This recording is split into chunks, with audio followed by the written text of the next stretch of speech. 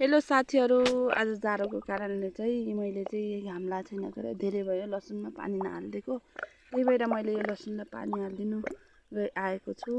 यसरी पानी हालेर जाम भनेको चिसो मौसममा धेरै भयो। अनि यो मैले कल्लाहरू लगाएको छु।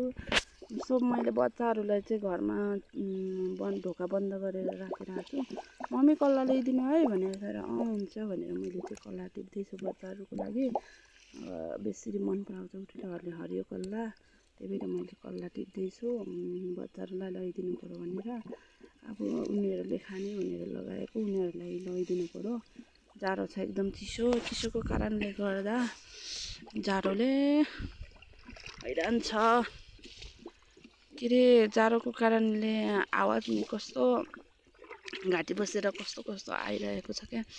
यसरी पानी हाल्दाखेरि धेरै भयो, मैले यसलाई पानी नहालिदिएको, एकचोटि मात्र हालिदिएको, त्यहाँबाट त पानी हाल्दै छैन। त्यही भएर मैले यो लसुनहरूलाई आज पानी हालिदिने भनेर ठुलो छोरीको छुट्टी पनि थियो, उसलाई बच्चा हेराइ भनेर उसलाई ढोका बन्द गरेर आएको र मैले चाहिँ यसलाई पानी हालिदिँदैछु। अब यसलाई पानी हालिदिने काम गरेर फेरि के अरे प्याजलाई नि पानी हालिदिने हो। आज दुईवटा काम गर्ने भनेर आएको छु। पानी हाल्ने अनि पानी हालिदिएर यो सबलाई भिजाइदिने राम्रोसँग। अनि फेरि यो आलु लगाएको मैले अस्ति नै 15 पाथी आलु लगाएको छु, अझै नि थप्ने हो। यो चाहिँ मैले प्याज जमाएर अलिअलि उम्रेछ, त्यति राम्रो चाहिँ छैन के अरे। भयो नि पानी हालिदिने हो के अरे। बाहिर सानो मुठाहरूलाई नि 100 रुपियाँ पर्छ, धेरै आउँदैन। त्यही भएर मलाई चाहिँ जहिले नि जमाउनै मन लाग्छ के।